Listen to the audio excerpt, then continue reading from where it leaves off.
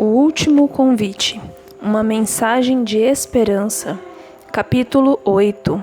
A hora do juízo. Porque chegou o tempo de começar o juízo pela casa de Deus, e se começar por nós, qual será o fim daqueles que não obedecem ao Evangelho de Deus? 1 Pedro capítulo 4, verso 17. Digo a vocês que no dia do juízo as pessoas darão conta de todas as palavras inúteis que proferiram, porque pelas suas palavras você será justificado e pelas suas palavras você será condenado. Mateus capítulo 12, versos 36 e 37. Porque Deus estabeleceu um dia em que julgará o mundo com justiça, por meio de um homem que escolheu. E deu certeza disso a todos, ressuscitando-o dentre os mortos. Atos capítulo 17, verso 31. Poderíamos prosseguir assim, apresentando um texto bíblico após o outro que fala de Deus como um Deus de juízo, além de dar a certeza proveniente do céu de que haverá prestação de contas. A injustiça e o mal na terra um dia receberão resposta e punição adequadas. O conceito do juízo divino permeia as Escrituras. Não existirá um juízo amplo e único que consertará todas as ofensas, punirá todos os males e recompensará toda a bondade. Em vez disso, os juízos divinos são eventos múltiplos que dependem do tempo, do lugar e das circunstâncias. Com base em seus juízos no passado, podemos aprender agora sobre o juízo presente e futuro. Desde o juízo de Deus contra Adão e Eva após a queda, em Gênesis capítulo 3, versos 14 até o 19, passando pelo dilúvio, em Gênesis capítulo 7, a destruição de Sodoma e Gomorra, em Gênesis 19, a queda da Babilônia Antiga, em Daniel capítulo 5, até a declaração do juízo na primeira mensagem angélica e o juízo final no fim dos tempos, em Apocalipse 20, a Bíblia revela a realidade dos juízos divinos. Uma descrição poderosa e especialmente relevante dessa natureza é encontrada no livro de Daniel, no Antigo Testamento. No capítulo 7, o profeta teve o sonho profético de 4 bestas que surgiram do mar, verso 3, cada uma delas simbolizando um império mundial, que se levantaria e desapareceria, tornando-se história antiga, até acontecer um julgamento de proporções gigantescas no céu, que conduz ao reino eterno de Deus. O principal objetivo do sonho profético é mostrar que esses 4 reinos terrenos e passageiros são sucedidos, em última instância, pelo reino eterno de Deus. Esses grandes animais, que são 4 reis que se levantarão da terra, mas os santos do Altíssimo receberão o reino e o possuirão para todo sempre, de eternidade a eternidade. Versos 17 e 18. Esses 4 reinos ou impérios terrenos são identificados há muito tempo como Babilônia, Medo-Pérsia, Grécia e Roma, que de alguma forma permanece até o fim do mundo presente. A Roma da República e depois dos Césares foi a fase de Roma que surgiu logo após a Grécia Antiga. No entanto, Roma, o 4º poder, existe até hoje, conforme predisse a profecia, pois continuará até o fim do mundo, mas em sua fase papal. Aliás, a 4ª besta foi descrita com certas características que se encaixam muito bem com Roma medieval, as quais incluem, infelizmente, forte perseguição. Em diferentes partes do capítulo, um juízo celestial do tempo do fim é descrito, conduzindo ao reino eterno, que a Bíblia chama de novo céu e nova terra. A primeira diz assim: continuei olhando até que foram postos uns tronos, e o ancião de dia se assentou. Sua roupa era branca como a neve, os cabelos da cabeça como a lã pura. O seu trono eram chamas de fogo, e as rodas do trono eram fogo ardente. Um rio de fogo manava e saía de diante dele. Milhares de milhares o serviam, e milhões de milhões estavam diante dele. foi instalada a sessão do tribunal e foram abertos os livros. Daniel, capítulo 7, versos 9 e 10. O ancião de dias, um nome para Deus, tronos, livros abertos, cenário de juízo, fica claro que algum tipo de sala do trono cósmica está se descortinando perante todos esses outros seres celestiais. Considerando o que já vimos acerca do grande conflito e do interesse dos poderes e autoridades nas regiões celestiais, Efésios 3:10, isso não deveria nos causar espanto. O mesmo juízo é retratado posteriormente nas seguintes palavras: Eu estava olhando nas minhas visões da noite, e eis que vinha com as nuvens do céu alguém como um filho de homem. Ele se dirigiu ao ancião de dias e o fizeram chegar até ele. Foi-lhe dado o domínio, a glória e o reino, para que as pessoas de todos os povos, nações e línguas o servissem. O seu domínio é domínio eterno, que não passará, e o seu reino jamais será destruído. Daniel capítulo 7, versos 13 e 14. O ancião de dias, agora com o Filho do Homem, termo usado várias vezes no Novo Testamento por Jesus para se referir a si mesmo, conforme Mateus capítulo 17, versículos 22, Marcos 2, versículo 10, Lucas 6, versículos 22, João capítulo 6, versículo 53, está em algum tipo de evento celestial, outra descrição do juízo que conduz diretamente ao reino eterno de Deus. Outra imagem do mesmo juízo, embora fale primeiro de acontecimentos aqui na terra, diz: Até que veio o ancião de dias e fez justiça aos santos do Altíssimo. E veio o tempo em que os santos possuíam o reino. Note, o juízo faz justiça ao povo de Deus. Nossa tendência é pensar em juízo como algo ruim, que leva à punição e que, em muitos casos, é verdadeiro. Nessa situação, porém, pelo menos para os santos, termo bíblico para o povo de Deus, em nada relacionado ao conceito popular de santos canonizados, o juízo lhes é favorável, pois faz justiça a eles. Como, porém, isso pode acontecer? Não fomos todos nós considerados pecadores? Não estamos cientes do quanto somos maus? A Bíblia afirma: não há quem entenda, não há quem busque a Deus. Todos se desviaram e juntamente se tornaram inúteis. Não há quem faça o bem, não há nenhum sequer. A garganta deles é sepulcro aberto, com a língua enganam, veneno de víboras está nos seus lábios. A boca, eles a têm cheia de maldição e amargura. Os seus pés são velozes para derramar sangue. Nos seus caminhos há destruição e miséria. Eles não conhecem o caminho da paz. Não há temor de Deus diante de seus olhos. Romanos capítulo 3, versos 11 a 18. Como então qualquer um de nós, inclusive os santos no juízo, com os livros abertos, seria capaz de se apresentar perante um Deus que conhece cada pensamento mau, cada ato oculto, todas aquelas coisas que fizemos em segredo e jamais gostaríamos que fossem reveladas? Por meio do Evangelho eterno, só assim. Protegidos. Não é coincidência que o Evangelho e juízo apareçam juntos. Por melhores que sejam as boas novas do Evangelho, elas ganham mais sentido quando associadas ao juízo. Por quê? Porque nossa única esperança no juízo é o Evangelho, ou seja, é a justiça de Cristo, aceita pelo Pai como se fosse nossa, no momento em que nos apropriamos dela pela fé. Não precisamos temer a condenação. Agora, pois, já não existe nenhuma condenação para os que estão em Cristo Jesus. Romanos 8:1. Nenhuma condenação agora e com certeza no juízo. Seria porque não temos pecado? Não.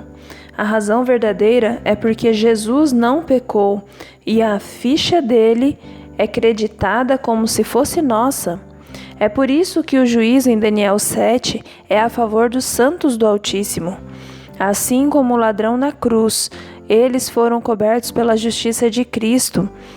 Ou, conforme explicou Paulo, o ser humano é justificado pela fé, independente das obras da lei. Justificado independentemente das obras da lei? É claro, a lei, por mais que seja santa, justa e boa, aponta para o pecado, mas não é capaz de expiá-lo. A lei é como um espelho, mostra exatamente onde estão suas manchas, mas não importa por quanto tempo ou com que frequência você se olhe no espelho. Ele não é capaz de eliminar as manchas. A lei revela o pecado, mas não oferece poder para vencê-lo, nem pode perdoá-lo. Por isso, necessitamos do Evangelho. Uma expressão grandiosa da lei e do juízo de Deus pode ser encontrada no santuário do Antigo Testamento e posteriormente no Templo de Jerusalém, o centro de adoração do antigo Israel. É o mesmo templo no qual Jesus fez a célebre expulsão daqueles que profanaram esse santo lugar com sua ganância e um comércio exploratório, conforme Mateus capítulo 21, versos 12 e 13. Foi ali que o povo de Israel aprendeu sobre o plano da salvação, o Evangelho eterno. Parte central dos ritos do santuário correspondia aos sacrifícios de cordeiros, bois e bodes. Cada um deles era um símbolo, um tipo, uma mini profecia da morte de Jesus na cruz, bem como de sua obra como nosso sumo sacerdote no santuário celestial. É por isso que ao apresentar Jesus pela primeira vez, João Batista exclamou: "Eis o Cordeiro de Deus que tira o pecado do mundo." João 1, 29.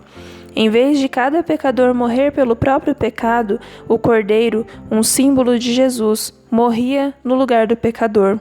Em vez de nós, em última instância, morrermos por nossos pecados, Jesus, na cruz, o fez em nosso lugar. E é essa grande verdade proclamada em símbolos no templo.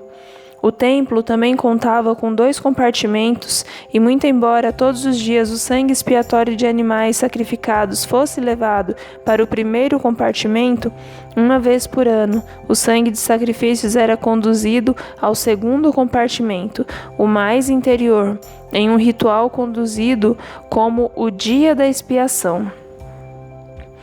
Esse era o dia do juízo, uma boa nova para os filhos de Israel, pois mesmo havendo pecado, seus pecados eram perdoados, expurgados e purificados pelo sangue derramado.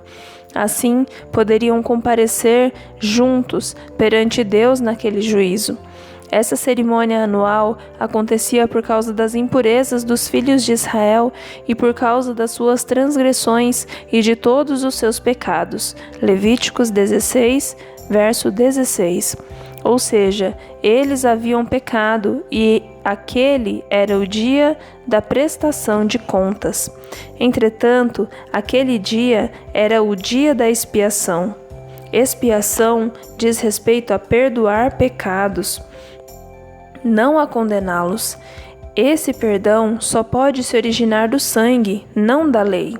Embora, dentro do segundo compartimento do santuário, na Arca da Aliança, estivessem as tábuas dos 10 mandamentos que mostravam a Israel sua sagrada obrigação de cumprir a lei, a expiação não acontecia por causa da lei. Na verdade, a lei que as pessoas haviam transgredido as condenaria, se não fosse o sangue.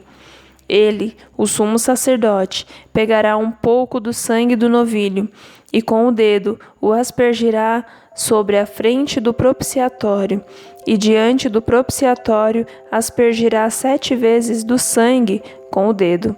Depois matará o bode da oferta pelo pecado, que será para o povo. Trará o sangue do bode para dentro do véu e fará com que esse sangue, como fez com o sangue do novilho, ele o aspergirá no propiciatório e também diante dele. O propiciatório era a tampa de ouro que cobria a Arca da Aliança. Essa, por sua vez, continha os 10 mandamentos. O sangue aspergido ali, no propiciatório, simbolizava o sangue de Jesus, que expiava a transgressão dos 10 mandamentos.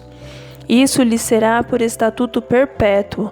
No 7º mês, aos 10 dias do mês, vocês se humilharão e não farão nenhum trabalho, nem o natural da terra, nem o estrangeiro que peregrina entre vocês, porque naquele dia se fará expiação por vocês para purificá-los, e vocês serão purificados de todos os seus pecados diante do Senhor.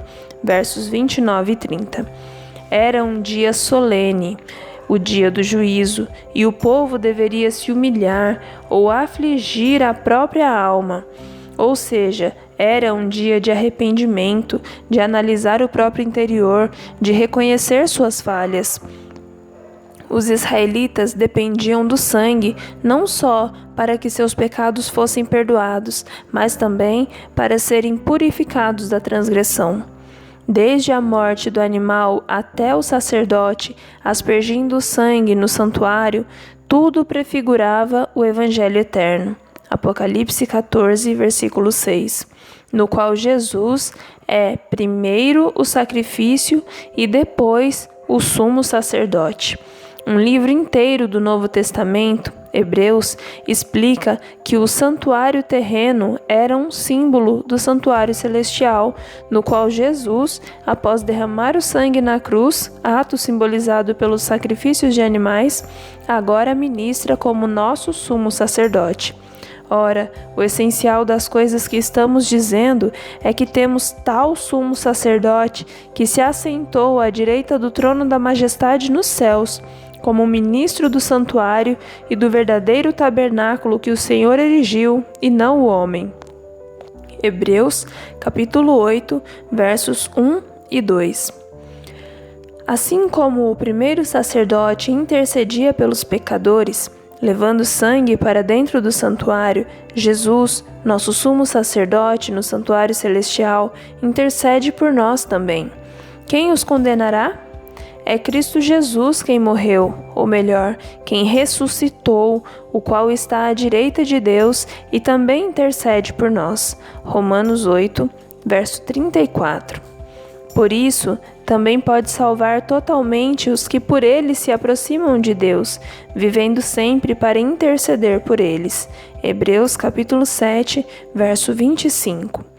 Meus filhinhos, escrevo-lhes essas coisas para que vocês não pequem. Mas se pecar, temos advogado junto ao Pai, Jesus Cristo, o justo. 1 João, capítulo 2, versículo 1. Porque Cristo não entrou em santuário feito por mãos humanas, figura do verdadeiro santuário, porém no próprio céu, para comparecer agora por nós diante de Deus. Hebreus, capítulo 9, verso 24. Observe o tema aqui. Cristo está no céu, no santuário celestial, intercedendo por nós. Ele está na presença de Deus por nós. Ele é um advogado por nós. É por isso que agora, no tempo desse julgamento, nós temos a certeza da salvação por causa daquilo que Cristo fez por nós na cruz, como nosso sacrifício, e por aquilo que Ele faz por nós agora, no santuário celestial, na função de sumo sacerdote. Mais uma vez, quem os condenará? É Cristo quem morreu por nós, ou melhor, quem ressuscitou, o qual está à direita de Deus e também intercede por nós. Romanos 8, versos 34. Por causa dessa intercessão, não existe nenhuma condenação para os que estão em Cristo Jesus. Nenhuma condenação agora, nem no juízo. Aliás, a mensagem do primeiro anjo sobre o juízo acontece no contexto do dia da expiação. Embora o livro do Apocalipse esteja repleto de imagens do santuário terrestre, não muito antes dos acontecimentos retratados nas 3 mensagens angélicas se desenrolarem, Apocalipse 11, 19 declara: Abriu-se então o santuário de Deus, que se acha no céu, e foi vista a arca da sua aliança no seu santuário. A única ocasião no qual o sumo sacerdote entrava no segundo compartimento, onde se via a arca da aliança, era durante o dia da expiação, o dia do juízo. Logo, a mensagem do primeiro anjo nos diz que é chegada a hora em que ele vai julgar.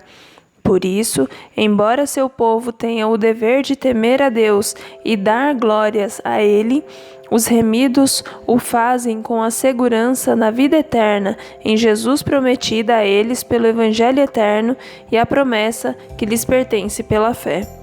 Haveria outra possibilidade?